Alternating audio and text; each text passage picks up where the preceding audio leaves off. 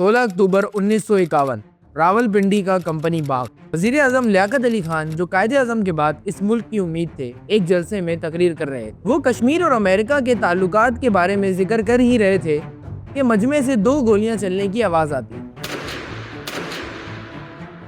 लियाकत अली खान जमीन पर गिरते हैं और चंद ही लम्हों में कायदे मिल्लत से शहीद मिल्लत बन जाते हैं। दिल का नाम था सैयद अकबर और वो फौरन ही पुलिस की गोली का निशाना बना। मगर सवाल ये था कि उसने लियाकत को क्यों मारा। पाकिस्तान की सियासत एक ऐसा सफर है जहाँ सिर्फ कुर्सी की जंग नहीं बल्कि खून, कत्ल और साजिशों का खेल भी चलता रहा। इस मुल्क की तारीख में ऐसे वाकयात हुए जो सिर्फ एक शख्सियत का कत्ल नहीं बल्कि पूरे मुल्क की तारीख बदल गई।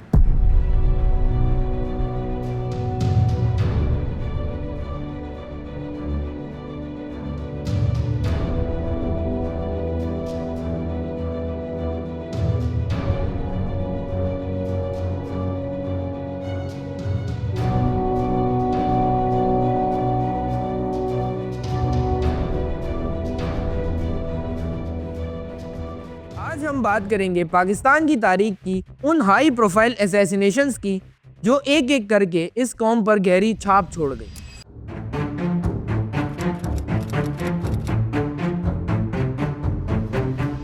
बहरहाल उसके बाद पाकिस्तान में हाई प्रोफाइल सियासी कत्ल की तारीख का बाकायदा आगाज होता है और पहला निशाना बनते हैं वजीर आजम लियाकत अली खान। ये 16 अक्टूबर 1951 की शाम थी। रावलपिंडी के कंपनी बाग में लियाकत अली खान तकरीर कर रहे थे। उनकी जबान से 2 अल्फाज निकले ही थे कि अकबर खान नामी एक शख्स ने लियाकत अली खान पर सीधे फायर कर दिए। इस हमले में न लियाकत अली खान जिंदा बचे और न अकबर खान। मगर सवाल ये था कि अकबर खान ने ऐसा क्यों किया। तहकीकात शुरू हुई। वो कहते हैं ना, जिस तरह एक झूठ छुपाने के लिए 100 झूठ बोलने पड़ते हैं, शायद एक कत्ल को छुपाने के लिए 100 कत्ल करने पड़ते होंगे। लियाकत अली खान कत्ल केस में भी लगता है ऐसा ही हुआ। मामले की तहकीकात कर रहे थे IG नवाबजादा एतजाजुद्दीन। तहकीकात मुकम्मल हुई। वो अहम डॉक्यूमेंट्स लेके दारुल हुकूमत कराची वापस आ रहे थे कि जहलम के करीब उनका जहाज गिरकर तबाह हो गया। अहम शख्सियात और डॉक्यूमेंट सब जल कर राख हो गए और यूं लियाकत अली खान कत्ल केस भी हमेशा के लिए बंद हो गया। ये वो दौर था जिसमें अयूब खान का मुकाबला बल्कि सामना करना भी मुश्किल था। तब मुल्क को जरूरत थी एक ऐसी शख्सियत की जिसमें इतना हौसला और अज़म हो, और वो फातिमा जिन्ना के अलावा कोई और नहीं हो सकता था।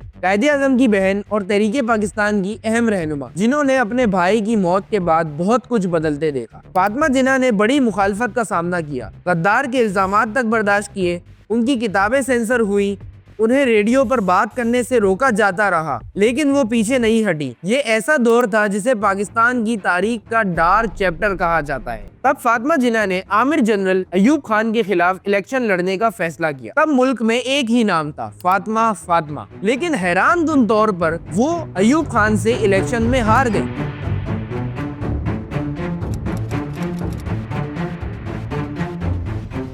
इसके बाद तो फातिमा जिन्ना की जिंदगी को अजाब कर दिया गया। कभी उनके घर का पानी बंद कर दिया जाता, कभी उनके घर छापे मारे जाते, यहाँ तक कि 9 जुलाई 1967 को अचानक फातिमा जिन्ना का इंतकाल हो गया। डॉक्टर्स ने कहा कि उनकी मौत दिल के दौरे से हुई है, लेकिन एक हल्का आज भी ये समझता है कि उनकी मौत एक तबई मौत नहीं बल्कि एक कत्ल था। यहाँ तक कि मोहतरमा के भांजे और मशहूर माहिर कानून अकबर पीर भोई को भी शुबा था कि उन्हें कत्ल किया गया है। ये सब किसने किया आज तक पता नहीं चला। उस वक्त के वजीर दाखिला काजी फजलुल्लाह की सरबराही में एक इंक्वायरी रिपोर्ट तैयार की गई, लेकिन वो कभी मंजरे आम पर नहीं आई।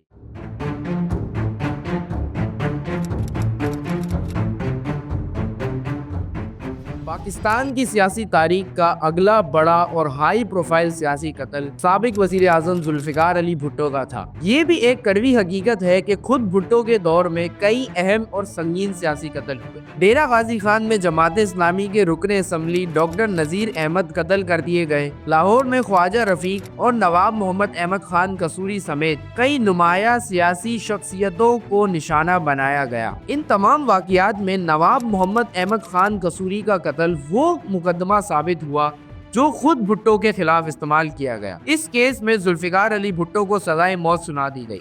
4 अप्रैल 1979 को सेंट्रल जेल रावलपिंडी में जुल्फिकार अली भुट्टो को फांसी दे दी गई।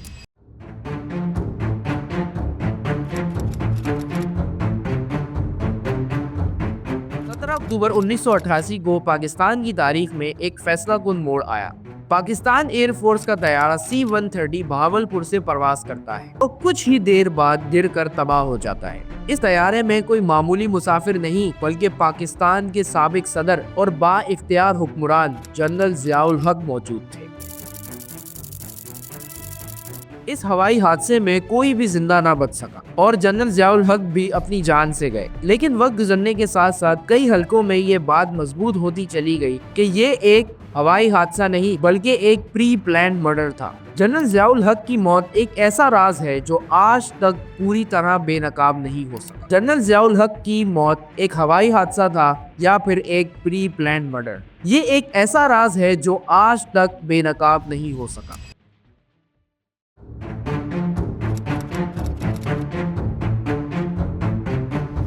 जनरल जियाउल हक के बाद मुल्क में जमहूरी दौर का आगाज हुआ और ये उम्मीद बांधी गई कि शायद अब भुट्टो खानदान और एस्टेब्लिशमेंट के दरमियान लड़ाई खत्म हो जाएगी। लेकिन भुट्टो खानदान के इम्तिहान अब बाकी थे। छोटे बेटे ने फ्रांस में जान दी जबकि बड़े बेटे मुर्तजा भुट्टो की आखिरी सांसें कराची में लिखी, वो भी जियाउल हक के दौर में नहीं बल्कि अपनी बहन बेनजीर भुट्टो के दौर में। वालिद की मौत के बाद मुर्तजा भुट्टो ने एक मज़ाहमती तंजीम अल जुल्फ़िकार कायम की। 20 सितंबर 1996 की शाम अपने ही घर के सामने मुर्तजा भुट्टो एक पुलिस मुकाबले में मार दिए गए। ये वाकया गलतफहमी थी या पहले से मंसूबाबंदी, कुछ वाज़ेह नहीं, लेकिन इस वाकये ने पूरे पाकिस्तान को हिला कर रख दिया।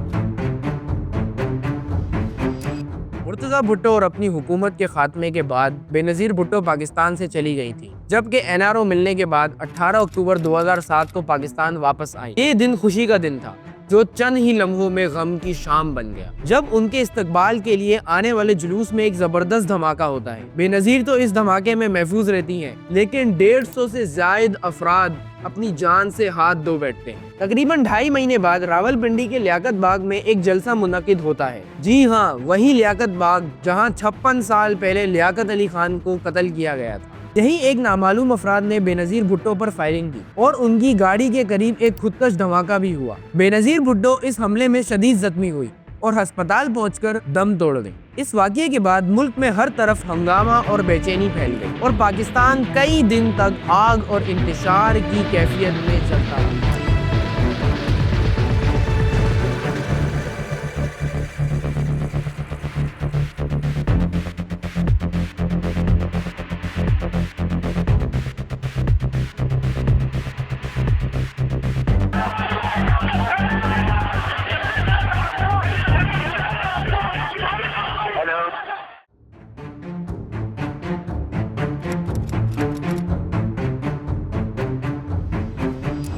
'98 में एक बड़ी शख्सियत का कत्ल हुआ। ये थे मारूफ समाजी रहनुमा और साबिक गवर्नर सिंध हकीम मोहम्मद सईद, जिन्हें 17 अक्टूबर 1998 को उनके ही दवाखाने के सामने कत्ल कर दिया जाता है। हकीम मोहम्मद सईद की उम्र उस वक्त 78 साल थी। वो मामूल के मुताबिक बाद नमाज फजर आराम बाग कराची में अपने दवाखाने पहुंचते हैं और वहीं पर मौजूद चंद गाड़ियों में नामालूम अफराद उन पर सीधा फायर खोल देते हैं। तमाम उम्र लोगों में जिंदगी बांटने वाले हकीम मोहम्मद सईद बेदर्दी से मौत के घाट उतार दिए जाते हैं। ये इतना बड़ा वाकया था कि चंद ही दिनों में सिंध हुकूमत का खात्मा हो जाता है और सिंध में गवर्नर राज लगा दिया जाता है।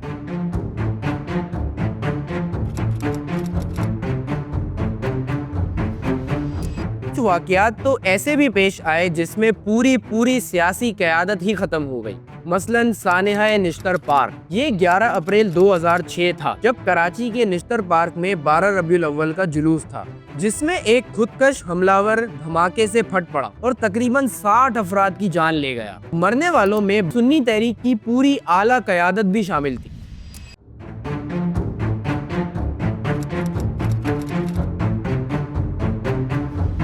पाकिस्तान में आखिरी हाई प्रोफाइल सियासी कत्ल हुआ मौलाना समीउल हक का। जमीयत उलमा इस्लाम के सरबराह और मशहूर मदरसा अकोड़ा खटक के सरपरस्त मौलाना समीउल हक को उनके ही घर में किसी नामालूम शख्स ने कत्ल किया था। उस वक्त उनका बॉडीगार्ड और ड्राइवर दोनों ही घर पर मौजूद नहीं थे। मौलाना अकेले थे। कोई नामालूम शख्स घर में दाखिल हुआ, पहले छुरियों के वार किए और फिर गोली मार कर कत्ल कर दिया।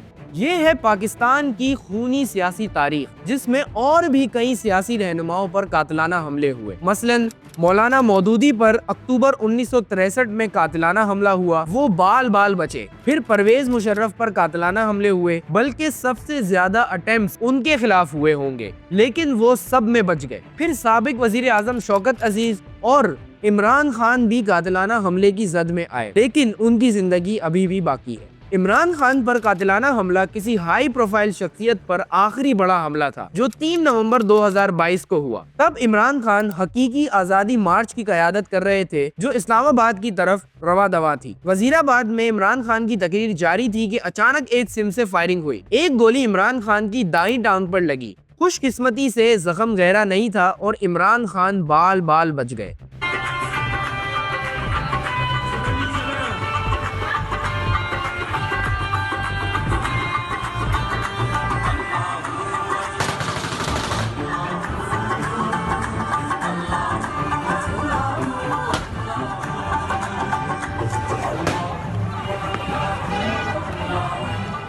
पाकिस्तान में सियासी कत्ल की तारीख अब भी जारी है। आखिर खून का यह सिलसिला कब रुकेगा? आखिर कब मामला बातचीत से हल करने का रुझान आम होगा भी या नहीं?